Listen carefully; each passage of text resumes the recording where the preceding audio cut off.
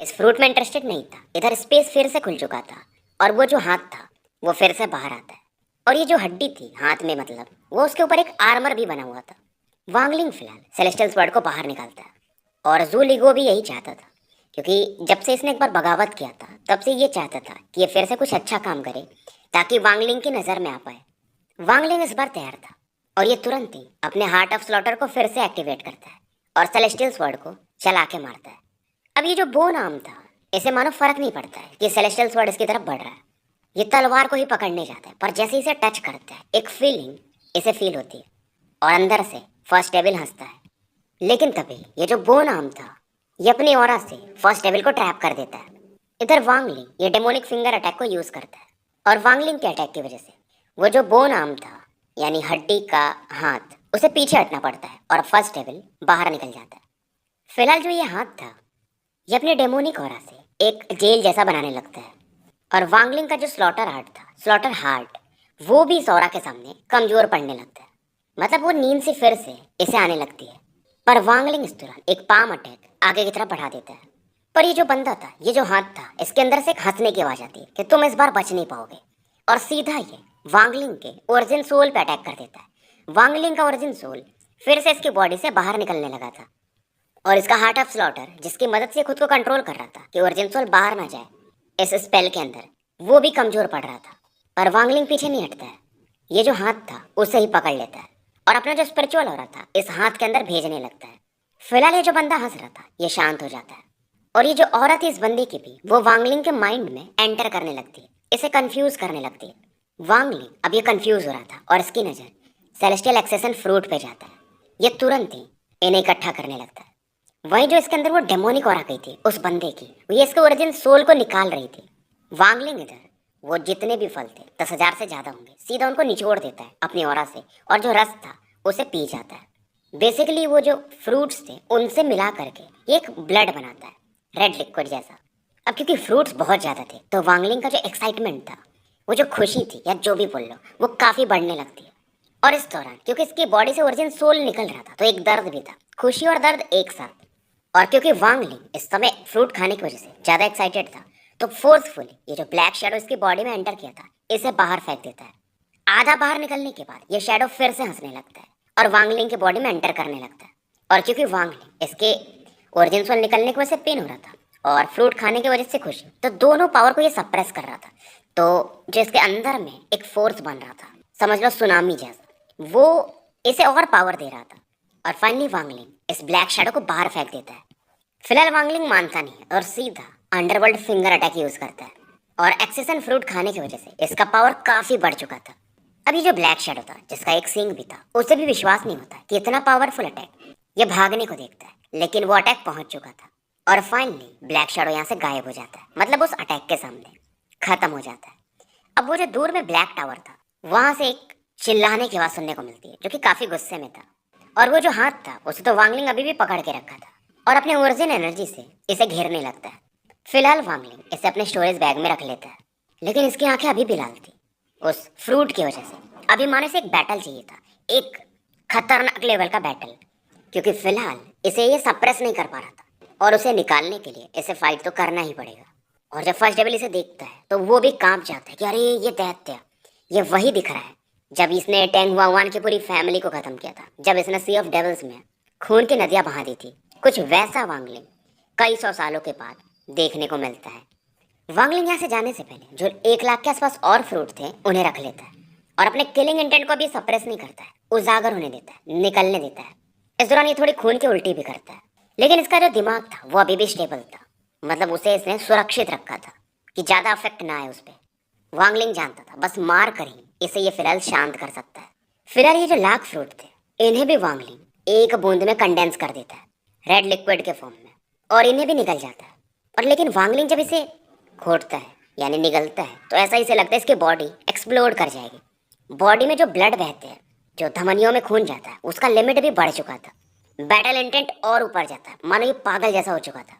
फिलहाल ये वाइन भी पीता है और इस वाइन में, ये जो वाइन था ये इसने सेलेस्टियल केव से लिया था जिसमें 10 बूंद थे। इसे पीकर अगर आपको याद हो तो वांगलिंग सो भी गया था बस 1 बूंद से। फिलहाल ये इसके 4 बूंद पीता है। तो ये जो सेलेस्टियल लिक्विड था ये भी इसकी बॉडी में जा चुका था। और अगर ये असेंडेंट लेवल पे नहीं होता तो ये सच में एक्सप्लोड कर जाता। फिलहाल वो जो बैटल टावर में बंदा था वांगलिंग पे नजर बना के था और देखता है कि यार ये तो पागल हो चुका है, और अगर ये मेरे पास पहुंच गया और मेरे आर्मर को डैमेज कर दिया तब तो मैं भी नहीं बचूंगा। फिलहाल वांगलिंग मानो एक आग के समान हो। फिलहाल वो बंदा वांगलिंग पर लगातार अटैक करता है अपने डिवाइन सेंस से, पर वांगलिंग ने क्योंकि फ्रूट खाया था और सेलेस्टियल लिक्विड पिया था, इंजर्ड तो ये हुआ था पर मरा नहीं था और इसे अब फर्क भी नहीं पड़ रहा था।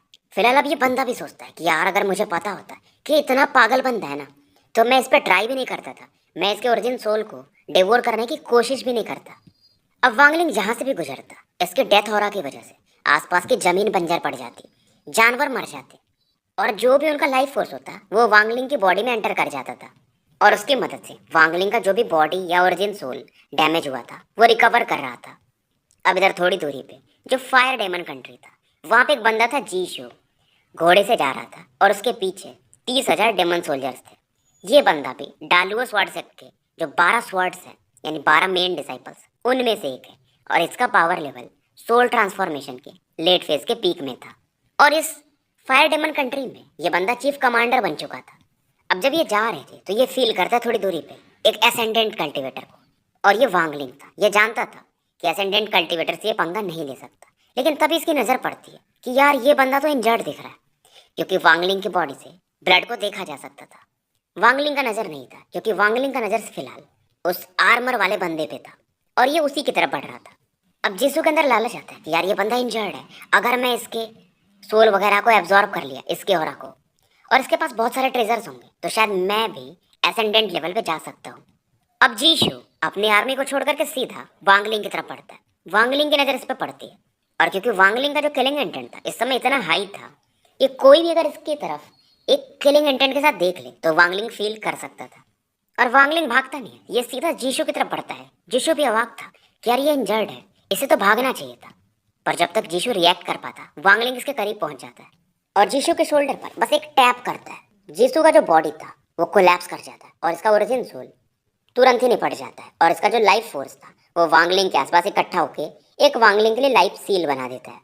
वांगलिंग रुकता नहीं है, यहाँ पर जो 30,000 डेमन सोल्जर्स थे ये यहाँ पर खून की नदियाँ बहा देता है और सभी लाइफ फोर्स इसके आसपास इकट्ठा होने लगते हैं। अब इसके पास 30,000 से ज़्यादा लाइफ फोर्स हो चुके थे और वो जो ब्लैक टावर में बंदा था उसे और गुस्सा आता है कि यार ये पागल आदमी इतने ज़्यादा एक्सेसन फ्रूट खा लिए हैं कि इसे अब मरने से भी डर नहीं लग रहा। मेरे बहुत सारे अटैक इसे मार सकते थे बट ये मरा नहीं, इसका किलिंग इंटेंट और बढ़ते जा रहा है। दूसरी चीज़, ये दूसरों के लाइफ फोर्स को एब्जॉर्ब कर सकता है तो इसकी इंजरीज भी रिकवर हो रही हैं और अगर ये मेरे पास आ गया तो प्रॉब्लम तो होने वाली है। तो फिलहाल वांगलिंग यहाँ से आगे निकल जाता है और जीशु की बॉडी यहीं पे पड़ी रहती है। जीशु को टाइम भी नहीं मिलता है कि वो जो स्वॉर्ड एनर्जी इसके मास्टर ने दिया है उसे ये यूज़ कर पाए। फिलहाल वो जो बंदा था वो एंशिएंट बैटल ग्राउंड में था और वांगलिंग यहाँ से काफ़ी दूर था और जहाँ से भी जाता आसपास के लोग इस पर देखते, मतलब इसकी तरफ देखते कि भाई ये बंदा है कौन, और जो भी थोड़ा बहुत किलिंग इंटेंट दिखाता वांगलिंग तुरंत ही उन्हें मार देता था। अब जो प्लेनेट टियान्यून है उसके आसपास एक प्लेनेट मो भी था जहाँ के एक एंसेस्टर थे, मो एंसेस्टर। तो फिलहाल उनके 2 डिसाइपल्स यहाँ पे आए हुए थे और इनमें से एक बीच को देखता है और उसकी तरफ बढ़ने वाला था, पर दूसरा तभी कहता है कि जूनियर ब्रदर हटो, क्योंकि एक बंदा काफ़ी तेज़ी से इसी तरफ बढ़ रहा था। अब इनमें से एक देख करके कहता है कि सीनियर ये तो एक्सेंडेंट लेवल पे है लेकिन शायद इंजर्ड है। अब इन्हें भी लालच आता है कि ये इंजर्ड है, अगर हम इसके एसेंडेंट क्रिस्टल को हासिल कर लिए और ट्रेजर्स को तो हम भी पावरफुल हो सकते हैं। और ये दोनों जो थे वो सोल ट्रांसफॉर्मेशन के लेट फेज में थे और सोचते हैं कि वैसे अगर ये फिट होता तो हम इसका कुछ नहीं कर पाते, बट ये इंजर्ड है। अब क्योंकि इनके अंदर किलिंग इंटेंट आता है तो वांगलिंग दूर से ही समझ जाता है और सीधा इनकी तरफ बढ़ता है। दोनों जब तक कि भाग पाते वांगलिंग पहुंच चुका था और इनको भी ये मार देता है। दूसरा वाला जो बंदा था वो बोलना चाहता था कि मैं मो एंसेस्टर, पर उसके आगे बोल नहीं पाता है, ये भी निपट जाता है। इनको मारने के बाद वांगलिंग का किलिंग इंटेंट और बढ़ जाता है और ऐसा लग रहा था कि मानो ये नरक से आया हो, इतना ज़्यादा खतरनाक किलिंग इंटेंट आसपास के लाइफ फोर्स को एब्जॉर्ब करते जा रहा था। अब जो वांगलिंग था ये स्काई डेमन कंट्री से था और इसके आसपास फायर डेमन कंट्री था। अब दोनों कंट्रीज के बॉर्डर पे एक जगह था जिसे हम कहते हैं मिलियन डेमन माउंटेन, और यहाँ पे 2 छोटे छोटे शहर थे। एक को स्काई कंट्री कंट्रोल करता था और दूसरे को फायर कंट्री। अब जो फायर डेमन कंट्री वाला हिस्सा था जिसे कि लीजर स्काई सिटी कहते हैं, फिलहाल वांगलिंग उधर ही की तरफ बढ़ रहा था। अब क्योंकि एक शहर था तो यहाँ पर भी वाइस कमांडर इन चीफ, फिर डेमन जनरल वगैरह थे, और इनके पास सूचना थी। ये किसी को ट्रैक कर रहे थे कि वो बंदा यहीं से गुजरने वाला है, और ये डिस्कस कर रहे थे कि ये बंदा थोड़ा अलग ही है, ये मारता उन्हीं को है जो शायद इसके आसपास हो या जो कुछ इंटेंट दिखाए, बाकियों को छोड़ देता है। अभी जो मिडिल एज मैन था वो बोलता है कि एक एसेंडेंट लेवल का कल्टीवेटर जो कि इंजर्ड है वो हमारे शहर में तबाही मचाएगा, हमारे फायर डेमन कंट्री में। उसकी इतनी मजाल, इस बंदे के आसपास टोटल 10 डेमन जनरल थे और एक वाइस कमांडर इन चीफ। अब यहाँ पर एक बंदा था येन डोंग करके, वो बोलता है कि मैं इस बंदे को मारना चाहता हूँ अगर आप आदेश दो तो। ये था डेमन जनरल येन डोंग, और वांगलिंग की तरफ बढ़ता है। वांगलिंग इधर आगे बढ़ रहा था, फिर ये किलिंग इंटेंट फेल करता है और पलट के देखता है, और येन डोंग भी चिल्लाता है क्योंकि वांगलिंग इधर ही की तरफ आ रहा था कि जो भी हो तुम रुक जाओ। और वांगलिंग को यहाँ पर जो भी सोल्जर्स थे वो भी घेरने लगते हैं। अब मिडिल एज जो मैन था, शायद यही वाइस कमांडर इन चीफ भी था, वो देखता है और कहता है येन डोंग बुरा नहीं है, इसके पास प्लान है। अब क्योंकि यहाँ पर बहुत सारे लोग वांगलिंग को किलिंग इंटेंट के साथ दिख रहे थे तो वांगलिंग भी अब सीरियस हो जाता है, और इसका जो बैटल इंटेंट था वो फिर से निकल के आता है। येन डोंग अपने स्किल को यूज करने वाला था, पर वांगलिंग तुरंत एक फिंगर ऑफ डेथ जिसमें से ब्लैक लाइट निकलती है इसकी तरफ बढ़ा देता है, और येन डोंग को समय भी नहीं मिलता है, पलक झपकते ही मारा जाता है। और ये जो लाख के आसपास डेमन सोल्जर्स आ रहे थे ये तो वैसे ही डर जाते हैं, और ये जो मिडिल एज मैन था या ये वाइस कमांडर इन चीफ या जो भी था, ये भी पहली बार चौकन्ना हो जाता है। अब वांगलिंग का जो स्लॉटर एनर्जी थी चारों तरफ मानो ड्रैगन के समान फैलने लगा था। इसकी बॉडी से 30,000 के आसपास स्लॉटर एनर्जी के रेशे निकलते हैं, और वांगलिंग इस समय एक डेमन गॉड के जैसा लग रहा था। मिडिल एज मैन तुरंत ही चिल्लाता है कि एक फॉर्मेशन बनाओ, इसे रोकना पड़ेगा। जहाँ पर वांगलिंग के 30,000 ये स्लॉटर और वाले ड्रैगन फैलना शुरू होते हैं, वहीं ये 1 लाख के आसपास सोल्जर्स भी मूव करना शुरू करते हैं। बड़ी बात नहीं है, 1 लाख के आसपास सोल्जर्स आराम से एक एसेंडेंट कल्टीवेटर को मार सकते हैं। हाँ, अगर वो वांगलिंग नहीं होता तो, क्योंकि लाख के आसपास जो सोल्जर्स होते हैं वो एक फॉर्मेशन बना सकते हैं जिसमें आराम से ये लोग एसेंडेंट कल्टीवेटर को मार सकते हैं। हाँ, अगर यहाँ पर 5 लाख होते ये लोग तो शायद वांगलिंग हार जाता, पर फिलहाल कोई चांस ही नहीं था। और यहाँ पर जो भी डेमन जनरल थे सभी यहाँ पर वांगलिंग की तरफ बढ़ते हैं। वांगलिंग यहाँ पर अंडरवर्ल्ड फिंगर यूज करता है, और फिलहाल इसके पावर की वजह से यहाँ पर एक नदी बहने लगती है, क्योंकि इसमें इसका ओरिजिन सोल मिक्स था, इसका डोमेन मिक्स था, इसका लाइफ और डेथ पावर यानी डोमेन का पावर सब मिक्स थे। और इस नदी में हड्डियों कंकालों को देखा जा सकता था। और फिलहाल इसका ये जो रिवर था, ये नदी था, इन लोगों को घेरने लगता है। इसे अंडरवर्ल्ड रिवर कहा जाता है। और ये वांगलिंग ने उसी समय कल्टीवेट किया था जब इसको 10 साल लगे थे एसेंडेंट लेवल में जाने के लिए। और ये हेवेंस का पावर नहीं था, ये वांगलिंग का पावर था, और इससे वांगलिंग ने खुद बनाया था रिनकार्नेशन साइकिल को समझ करके। और अंडरवर्ल्ड फिंगर के थ्रू ही इसने इस एंडलेस अंडरवर्ल्ड रिवर को बनाया था। जितने भी डेमन जनरल्स थे इस अंडरवर्ल्ड रिवर में फंस चुके थे, और वो जो मिडिल एज मैन था वो भी अब पीछे हटने लगता है कि यार ये कैसे हो सकता है, एक एसेंडेंट कल्टीवेटर पर इतना पावरफुल डाउ, ये अपना खुद का अंडरवर्ल्ड रिवर बना चुका है। ऐसा तो वही लोग कर पाते हैं जो कि सेकंड स्टेप पे जा चुके होते हैं, क्योंकि जैसा कि मैंने आपको बताया था एसेंडेंट लेवल तक ये डाओ का फर्स्ट स्टेप होता है, उसके बाद सेकंड स्टेप आता है जिसमें ऑल सीर वगैरह है यानी कि निर्वाणा लेवल वाले पावर्स, फिर थर्ड स्टेप है और फोर्थ स्टेप है। उसके बारे में अगर आपको जानना हो तो मेरे दूसरे चैनल एनिमे एक्सप्लेनर पर मैंने कल्टीवेशन एक्सप्लेन किया है, वहाँ पे आप देख सकते हैं। इधर वांगलिंग के हिसाब से 10 साल कम थे, इस पावर को ये और बढ़ा सकता है समय के साथ। अब वांगलिंग भी एक शैडो के जैसा बनता है और अंडरवर्ल्ड रिवर में एंटर कर जाता है, तो अंडरवर्ल्ड रिवर का पावर और बढ़ जाता है। और वांगलिंग की आवाज़ चारों तरफ फैलती है कि जो भी मुझे मारना चाहता है मैं उसे अंडरवर्ल्ड रिवर में फंसा दूंगा। और ये मेरा इनकारनेशन साइकिल है, इसे हेवेंस कंट्रोल नहीं करता है। जो भी यहाँ पर सोल्जर्स थे एक एक करके मारे जाने लगते हैं, और जो उनके अंदर से लाइफ फोर्स निकलता है वो वांगलिंग के अंदर एंटर करने लगता है। फिलहाल वो जो मिडिल एज मैन था उसका तो गला सूखने लगता है, इसके डेमन जनरल्स गायब हो चुके थे। अब ये करे तो करे क्या। और ये बंदा भी सोचता है कि यार मैं भी असेंडेंट के अर्ली फेज में हूँ, ये बंदा इंजर्ड है फिर भी इतना पावरफुल। अब तो मैं 10% भी कॉन्फिडेंट नहीं हूँ कि मैं इसे हरा सकता हूँ। इस बंदे का खुद का डाव है, अंडरवर्ल्ड रिवर इतना पावरफुल। अब ये बंदा एक हड्डी निकालता है और इसे क्रश कर देता है, उसमें से गैस निकलता है ब्लैक कलर का और इसे घेरने लगता है।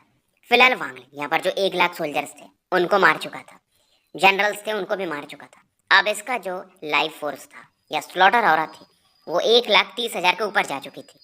इधर वो मिडिल एज मैन उस ऑरा की मदद से टेलीपोर्ट कर चुका था। सीन शिफ्ट होता है और जो फायर डेमन कंट्री के डेमन एम्परर के नीचे जो काम करते होंगे, क्योंकि हर एक कंट्री का अपना एक डेमन एम्परर है, तो जो डेमन एम्परर के नीचे हैं, जिन्हें हेड स्टीवर्ड भी कहा जाता है, उन्हें दिखाया जाता है। वो कल्टीवेट कर रहे थे और फाइनली अपनी आंखें खोलते। इनके आसपास एक एरे था और ये तभी एक्टिवेट होता है जब कोई कमांडर इन चीफ या वाइस कमांडर इन चीफ इन्हें रिपोर्ट करने आ रहा हो। तो ये भी सोचते कि यार कौन आ रहा है, पर जैसे ये फॉर्मेशन से एक बंदा बाहर आता है, वो मम्मी के समान दिखता है, मतलब बेजान। ये वाइस कमांडर इन चीफ था, ये वही बंदा था, पर शायद वांगलिंग की ओर इसे भी अफेक्ट कर चुकी थी, तो ये भी मारा जाता है।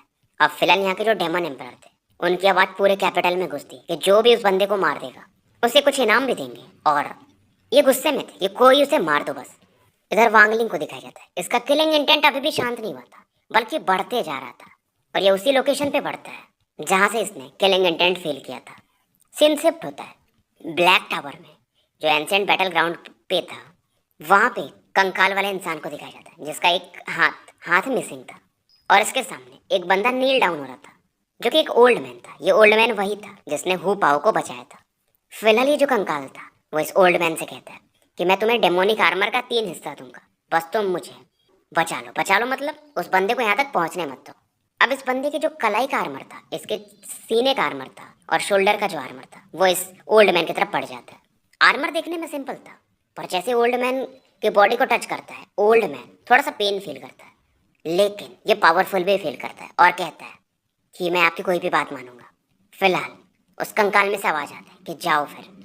अब ये ओल्ड मैन जो था, ये बोलता है डेमन गार्जियंस बाहर आओ। और जैसे ये बोलता है, यहाँ पर थोड़ी ठंडी हवा चलने लगती है, और यहाँ पर एक वुमेन प्रकट होती है आर्मर पहने हुए। इस वुमेन के चेहरे पर टैटू भी बने हुए थे, और ये बोलती है कि डेमन गार्जियन विंड सॉन्ग आ चुकी है। और अगर वांगलिंग होता तो इस लेडी को शायद पहचान जाता, क्योंकि ये लेडी दिखने में डेमन जनरल जी लान की तरह ही दिख रही थी। एक यहाँ पर दूसरा बंदा भी आता है, ये दूसरा डेमन गार्जियन था, इसे अर्थ डेविल कहते हैं, और ये भी एक घुटने पर टिक जाता है कि मैं भी आ चुका हूँ। तीसरा बंदा आता है, और तीसरा बंदा, इसके आसपास सोल फ्रैगमेंट्स को देखा जा सकता है, जो कि 100 मिलियन के आसपास थे। ये कोई और नहीं, ये वही बंदा था जिसे वांगलिंग ने बहुत पहले बचाया था, हु पाओ। और ये था तीसरा डेमन गार्जियन, हु पाओ। इधर वांगलिंग आगे बढ़ते रहता है और इसे एक डेजर्ट प्लेस देखने को मिलता है। एक्सेसन फ्रूट की वजह से वांगलिंग का जो दिमाग था पहले से काफी शार्प हो चुका था, लेकिन एक ही चीज इसके दिमाग में चल रहा था, किल। वांगलिंग आगे बढ़ रहा था और इसकी तरफ कुछ पिन के समान चुभने वाली चीजें काफी तेजी से आगे बढ़ती हैं, लेकिन वांगलिंग बहुत चौकन्ना था, इसका जो डिवाइन सेंस था वो काफी बढ़ चुका था। तो तुरंत ही इसके आसपास एक वॉर्टेक्स बनता है। अगर वॉर्टेक्स नहीं समझता हो तो कमेंट में बता सकते हो। समझ लो एक स्फीयर के जैसा, जिससे हम टेलीपोर्ट भी कर सकते हैं, कुछ वैसा। अब ये स्पाइक्स आती हैं और बिखर जाती हैं। अब यहाँ पे एक बंदा प्रकट होता है जिसकी बॉडी पूरी ब्लैक जैसी दिख रही थी। वांगलिंग इसकी तरफ देखता है और फिंगर ऑफ डेथ अटैक को बढ़ा देता है। ये बंदा वही ओल्ड मैन था। फिंगर ऑफ डेथ को देखकर भी ये उसे डॉज नहीं करता है और अपना मुंह खोलता है, जिसमें से कोकून के जैसा कुछ निकलता है। और फिलहाल जो वांगलिंग का फिंगर ऑफ डेथ था, उसे ये कोकून मानो एब्जॉर्ब कर जाता है, और कोकून थोड़ा सा फैलता है, फूलता है, क्योंकि वांगलिंग ऑरा को एब्जॉर्ब किया था, और उसमें से स्मेल करने वाला लिक्विड बाहर निकलता है, पस के समान। जो हमें चोट लगता है, पस बनता है कुछ वैसा, और उसका ये एक बॉल बना लेता है। और फाइनली वांगलिंग से कहता है कि बच्चे, तुम्हारा जो स्पेल था काफी जायकेदार था, मतलब अच्छा था, अब मैं तुम्हें ही इसको गिफ्ट करता हूँ। और ये जो बॉल ऑफ पस था, ये वांगलिंग की तरफ बढ़ा देता है। बॉल ऑफ पस जमीन से टकराता है, एक्सप्लोड कर जाता है और मिक्स होने लगता है, और इस पस की वजह से आसपास एक वॉल जैसा बनने लगता है और एक गोला बनने लगता है, मतलब वांगलिंग को ये घेर रहा था। और फाइनली बोलता है कि विंड सॉन्ग, तुम्हारी कोई जरूरत नहीं है, इस कल्टिवेटर को तो मैं ही रोक लूंगा, ये सरवाइव नहीं कर पाएगा, क्योंकि मैंने इसमें अपने हेवन पस और अर्थ सोर के पावर को यूज किया। अब ये लड़की बोलती है, जिसको हमने विंड सॉन्ग कहा था, कि अगर ये बंदा इतनी आसानी से मारा जा सकता तो मास्टर मुझे नहीं भेजते, मतलब हम दोनों को नहीं भेजते। अब ये सुन करके ये अर्थ गार्जियन कहता है, यानी ओल्ड मैन, कि देखते हैं फिर। अब इसका ये जो गोला था वो सिकुड़ते सिकुड़ते 30 फीट का हो जाता है, लेकिन उसके बाद नहीं सिकुड़ पाता है, और ये गोला अपने आप फटने लगता है, और इसमें से बाहर आता है वांगलिंग। और वांगलिंग के आसपास 2 तलवारों को देखा जा सकता था, एक था सेलेस्टियल स्वॉर्ड और दूसरा था हाफ मून ब्लेड। और एक तीसरा भी तलवार था जिसमें भेड़ा का डेविल सोल था, जो वांगलिंग ने बनाया था बहुत समय पहले, और इनके पीछे वांगलिंग खड़ा था। और जब वांगलिंग इसकी तरफ देखता है तो ये ओल्ड मैन भी हैरान था कि यार इस बंदे की नजर गजब ही है। फिलहाल ये तीनों अस्त्र वांगलिंग के इस औरत और इस आदमी की तरफ पड़ते हैं। लड़की गायब हो जाती है, तलवार भी गायब हो जाता है, हाफ मून ब्लेड क्योंकि इसका पीछा कर रहा था। फिलहाल ये ओल्ड मैन अपने एक टेक्निक को यूज करता है, अर्थ सोर, और इससे फाइट कर रहा था फर्स्ट डेविल, और कहता है भाई अपने को ही उड़ा ले, मुझे फर्क नहीं पड़ता। ओल्ड मैन इस तलवार को पकड़ना चाहता है। फर्स्ट डेविल हंसता है। फर्स्ट डेविल स्लो हो जाता है जानबूझ के कि भाई पकड़ तू तलवार, फिर तेरे को पता चलेगा। ओल्ड मैन को भी समझ में आता है शायद मुझे इसे नहीं छूना चाहिए, ये खुद चाहता है कि मैं इसे टच करूं। अब ये पीछे हटने लगता है। तीसरा जो तलवार था वांगलिंग का, एविल रैम सोल वाला, वो इस पर अटैक कर देता है, और इस बंदे ने जो वॉल बनाया था उसे ये डिस्ट्रॉय कर देते हैं। अब दो तलवार इसका पीछा कर रहे थे, तो वांगलिंग अब इसी की तरफ बढ़ता है। ओल्ड मैन फिर से अपने वो कोकून वाले अटैक को यूज करने वाला था, पर वांगलिंग पहुंच चुका था और सीधा अपनी स्लॉटर ऑरा से इसके कोकून पर अटैक कर देता है। तो वांगलिंग की ऑरा की वजह से ये कोकून एक्सप्लोड कर जाता है। वहीं वो जो लड़की थी विंड सॉन्ग, वांगलिंग की ऑरा की वजह से और हाफ मून ब्लेड की वजह से वो भी थोड़ी इंजर्ड हो चुकी थी, और कोकून की एक्सप्लोजन की वजह से कहीं ना कहीं इस पे भी फर्क पड़ा था। फिलहाल वांगलिंग फिंगर ऑफ डेथ इस ओल्ड मैन की तरफ यूज करता है, और अटैक बहुत फास्ट था। ओल्ड मैन भी अब पैनिक करने लगा था, ब्लैक लाइट को डिवोर करना चाहता था, और करता भी है। वहीं वो जो लड़की थी विंड सॉन्ग, वो एक डैगर निकालती, छोटा तलवार, और हाफ मून ब्लेड से फाइट कर रही थी, और वांगलिंग इसकी तरफ देख भी नहीं रहा था, तो इस लड़की को और गुस्सा आता है। तो ये लड़की फिलहाल वांगलिंग पर अटैक करने के लिए बढ़ती है। वांगलिंग पलटता भी नहीं है, ये अपने बैग से सोल लैशर को निकालता है, वही जो सोल को निकाल सकता है रस्सी के समान, और इस लड़की पे चला देता है। और जैसे दोनों एक दूसरे को टच करते हैं, यानी सोल लेसर और विंड सॉन्ग, ये लड़की चीखती है। इसके बॉडी पर एक लाल निशान भी पड़ चुका था। अब ये मारना नहीं चाहती थी, अब ये यहाँ से भागना चाहती थी। एक चीज तो मानना पड़ेगा, क्योंकि ये लड़की हाफ मून ब्लेड से फाइट कर ले रही है, तो इसका स्पीड अच्छा है, क्योंकि हाफ मून ब्लेड बहुत फास्ट है। पर वांगलिंग क्योंकि इसका दिमाग अब खुद ब खुद चल रहा था, समझ लो कि ड्रैगन बॉल में अगर आपने देखा हो तो गोकू रहता है ना फाइट करते हुए अल्ट्रा इंस्टिंक्ट के बाद, कि अपने आप इसके हाथ पैर चलते हैं, कुछ वैसा वांगलिंग का था। तो एक पाम अटैक वांगलिंग की तरफ बढ़ा देता है, वही पाम अटैक जो कि वांगलिंग पहले यूज भी नहीं कर पाता था, और मो लिहाई को बस डरा दिया था। पर इस बार इस पाम अटैक में स्लॉटर और मिक्स थी, और इतना तेज अटैक जाता है। ये लड़की भाग रही थी, पर जैसे ही ये स्लॉटर और ये पाम अटैक से टच करते हैं, ये एक्सप्लोड कर जाती है। तो वांगलिंग दोनों को मार चुका था, क्योंकि दूसरे वाले बंदे पर उसने एक अटैक किया था, उसके बाद उसका जिक्र नहीं है। फिलहाल यहाँ पर लाशें पड़ी हुई थी, और ब्लैक टावर में ये जो बोन मैन था उसे दिखाया जाता है, और ये देख रहा था कि वो पाम अटैक यार, कहीं ये वही तो नहीं है, कहीं इसे उसने तो नहीं भेजा है। अब ये पैनिक करने लगा था, जबकि ये बंदा बहुत पावरफुल था, मुझे भी नहीं पता कितना, बट बहुत पावरफुल था। ये बोलता यार ये इत्तेफाक नहीं हो सकता, सेम स्पेल कैसे। इधर वांगलिंग के आसपास बादल अपने रंग बदलने लगते हैं, कुछ काले बादल दिखते हैं, कुछ सोल फ्रैगमेंट्स। तीसरा बंदा प्रकट होता है, वांगलिंग देखता है, इसकी निगाहें क्लियर हो जाती हैं, और उधर से आवाज भी आती कि वांगलिंग क्या तुम मुझे पहचान रहे हो। वांगलिंग देखता है कि हो पाओ तुम। अब ये भी बोलता है तो मैं तुम्हें याद हूँ, तुम हमें छोड़ के चले आए थे, तुम्हारी वजह से मैं और 13 बहुत सफर किए थे। तुम्हें नहीं पता, पर मुझे पता है कि तुम हमें प्यादे की तरह यूज कर रहे थे। 13 शायद तुम्हें न समझता हो, पर मैं समझता हूँ, और मैं उसका बदला तुमसे कई गुना में वसूलूंगा। और ये बताता है कि वैसे तो मैं मर जाना चाहिए था, पर मुझे मेरे मास्टर ने बचाया, नए मास्टर ने, और अब तो मैं 100 मिलियन सोल फ्रैगमेंट्स को रिफाइन कर चुका हूँ, तो तुम मारे जाओगे, और मैं तुम्हें ऐसे नहीं छोड़ूंगा, तुम्हारे सोल को निकाल लूंगा और उसका भी सोल फ्लैग बनाऊंगा, और हर दिन तुम्हें तड़ पाऊंगा। और ये हुपाऊ हंस के कहता है कि तुम्हें लगा था कि मैं एक दिन तुम्हें तुम्हारे स्पेल से मार दूंगा। तो वांगलिंग कहता है अच्छा तो तुम मुझसे इतना हेट करते हो। अब इनके थोड़ी बातें चलती हैं, वांगलिंग बस प्यार से इसे रिप्लाई करता है, और ये बंदा और भी फेंकता है कि अभी तो 100 मिलियन हुए, मैं 1 बिलियन और एक दिन 10 बिलियन सोल फ्लैग बनाऊंगा।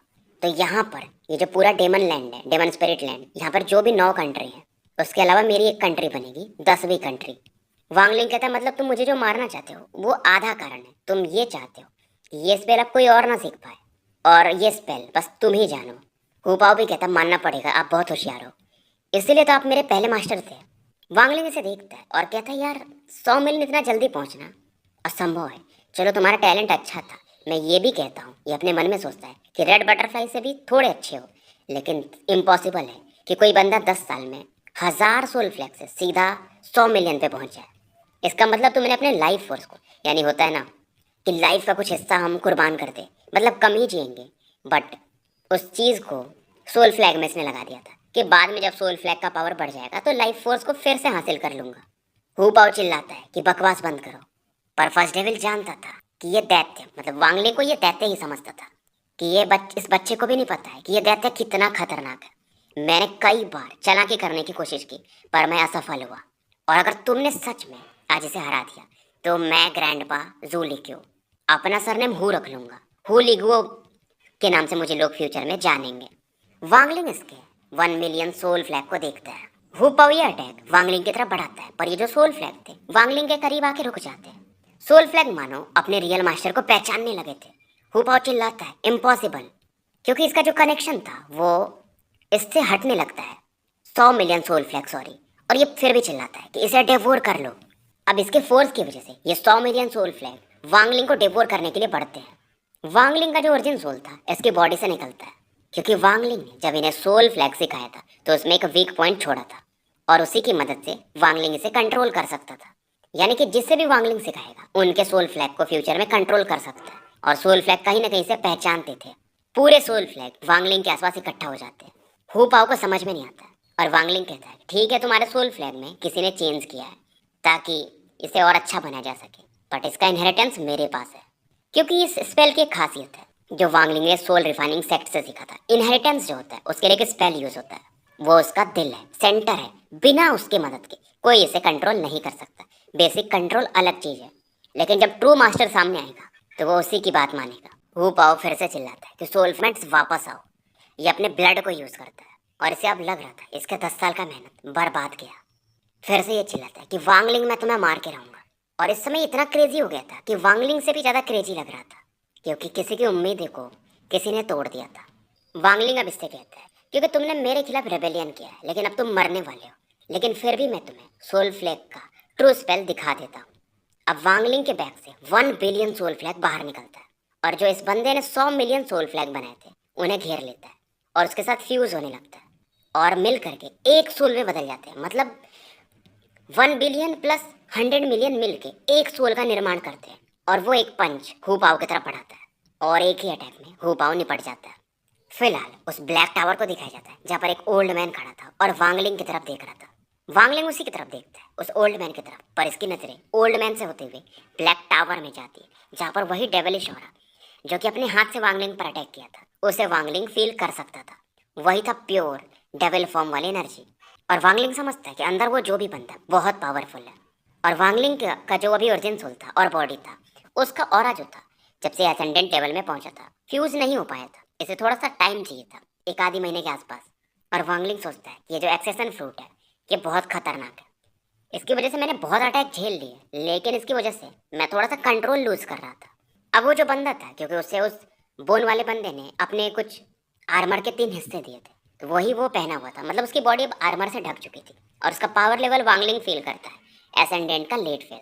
पर वांगलिंग फील करता है नहीं, ये इस बंदे का पावर नहीं है, उस आर्मर का पावर है। आर्मर की वजह से इसका पावर एसेंडेंट के लेट फेज में फील हो रहा है। अब जो एक्सेसन फ्रूट था इसे और क्रेजी करने को देखता है, और वांगलिंग खुद को शांत करने को। अब वांगलिंग अपने थर्ड आई पे फोकस करता है। ओल्ड मैन इसकी तरफ बढ़ रहा था, पर वांगलिंग इस समय वो जो स्वॉर्ड ऑरा थी लिंग टियान हो की, जो उसने एक डिसाइपल को मार के बहुत पहले शायद हासिल किया था, उससे निकालता है। ओल्ड मैन अब रुक जाता है। तो स्टोरी यहीं समाप्त करते हैं।